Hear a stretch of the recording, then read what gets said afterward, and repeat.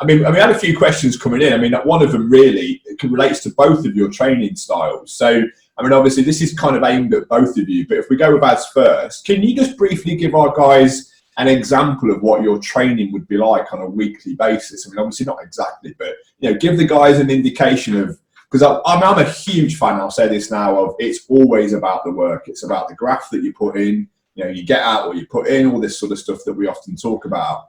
But I want people to understand, I've obviously looked into it, I want people to understand just how much you physically put yourself each week. So can you give us a bit of a snapshot? Yeah, so in a week we do 20 hours in the pool. Of that, we'll do a lot of like max heart rate stuff, a lot of threshold. But if we're not doing that, we're kind of going easy, focusing on technique. I'm a strong believer, you know, obviously like you know, the graph will get you the results, but it's also the finer details where you become not only a winner, but a world record holder. There is a very fine balance where you've got to have that graph, but you've also got to have that articulate balance with, you know, what you do. And then we do 10 hours in the gym as well. So you're looking at 30 hours just working out, pushing your body to the max. And then you're looking at another 5 hours, 6 hours, 7 hours, whatever it's going to be. Stretching, physio, nutrition, talks, all this kind of stuff. So I see it as like a spider web. You've got the core of the business, which, you know, is my gym, is my swim. That's going to make me faster, stronger, more powerful. But then you've got everything around. So I've got to work with, you know, the biomechanics, you know, looking at where my stroke is underwater, analysing every single detail, where the water's flowing past me. My nutrition, how can I, you know, get leaner, but also maintain my strength? How can I get more powerful? How can I sleep better after 300 milligrams of caffeine when I'm racing?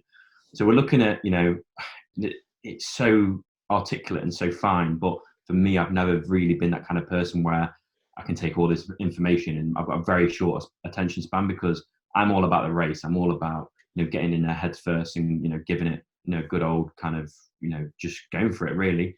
So I let Mel kind of deal with what I need to, you know, what I need to be doing. She filters all that information. So if she says you need to get a little bit leaner or you need to get a bit faster, I'd be like, okay, how do I get faster? Just kind of swim faster. That's it really. Keep it simple.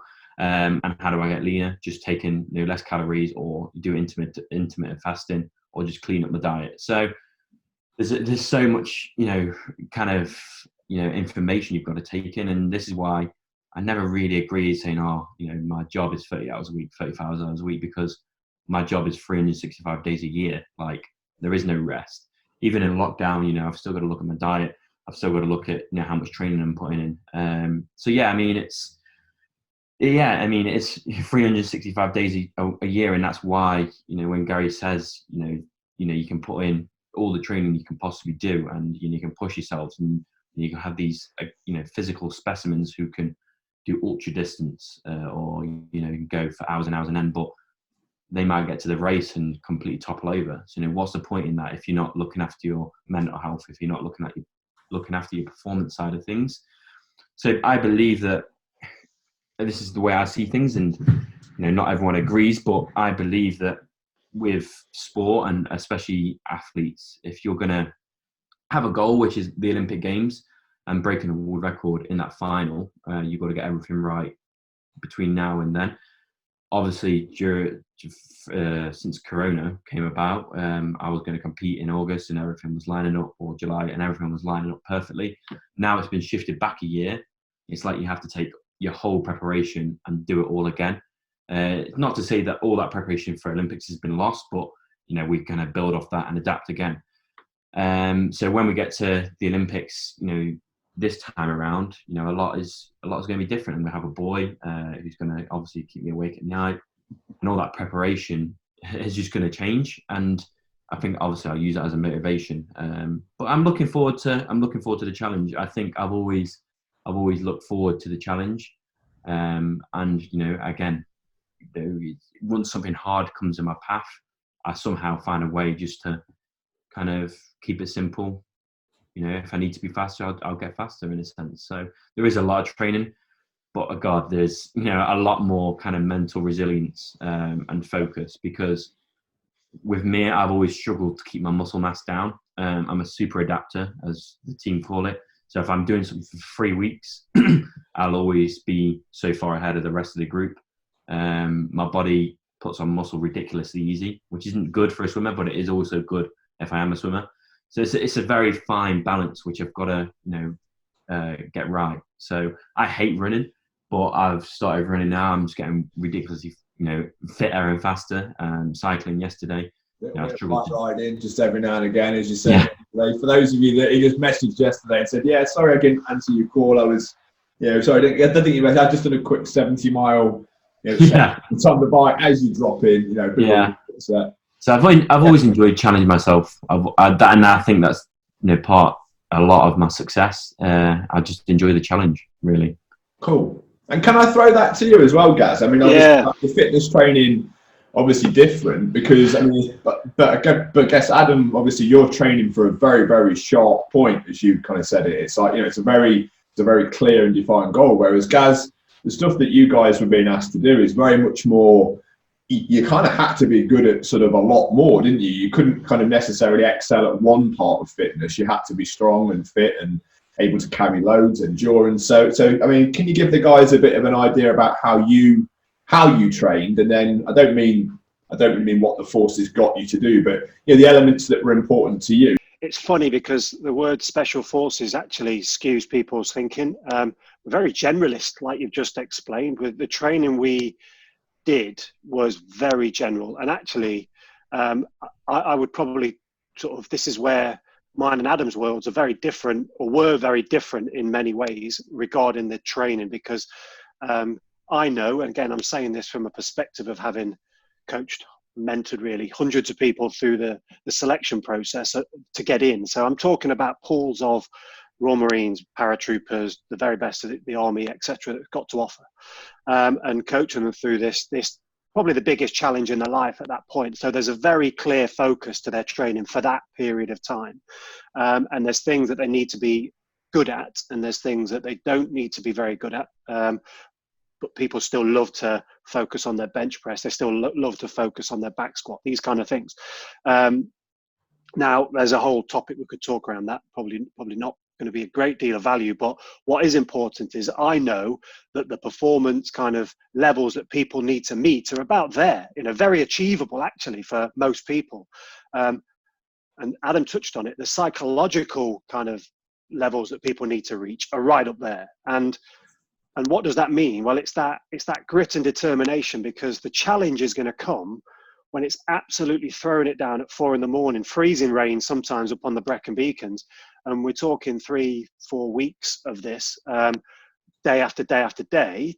The physical challenge of going out for a 70-mile bike ride, for example, is very similar. You're going out for a few hours, that's the challenge. But actually, it's the time in the gaps, the time before the truck ride to the start point, the chat that's going on. You don't know where you're going each time you're set off, and you don't know. You're shown where you've got to go, or you're told where you've got to go. You've got to take yourself there, and then you've just got time in your own head for hours sometime, working hard, obviously.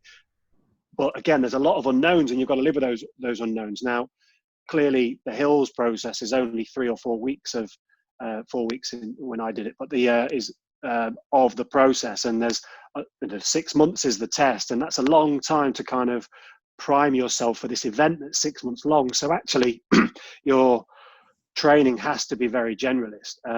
You've just got to be robust, and it's a very subjective quality, and the process will filter out the people that aren't robust. Like I often, again, at the start of the process, for many people, that aspirants, if you like, used to say, look, we're not looking for Ferraris. Ferraris don't pass the process. Ferraris will do great on the hills, but put a Ferrari in the jungle for 6 weeks, then you're not going to last. We're looking for tractors that are just great performers, all-rounders, can just keep going forever and just won't quit. They'll last for 20, 30 years. That's what we're looking for.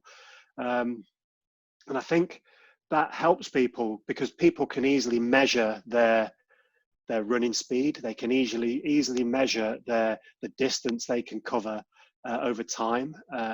Great measure, but it's hard to measure how much motivation you've got inside, or how much willpower you can. And again, this is absolutely was nodding away to what Adam says. Everybody that I've ever worked with, all the people in my organization previously, and guys I keep in touch with now, love the challenge. They love that challenge. So the fact that something is difficult is why they want to do it.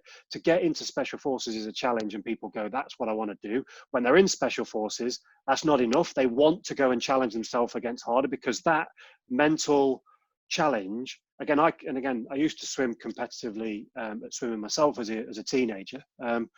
And I can remember all those feelings that I had around that challenge, and the butterflies that you get before a competition. That to people would put people off. To some people would put people off. I love it. I go, that's my body preparing itself. That feeling I had translated perfectly to when I was getting on board a helicopter to go and do something on an operation.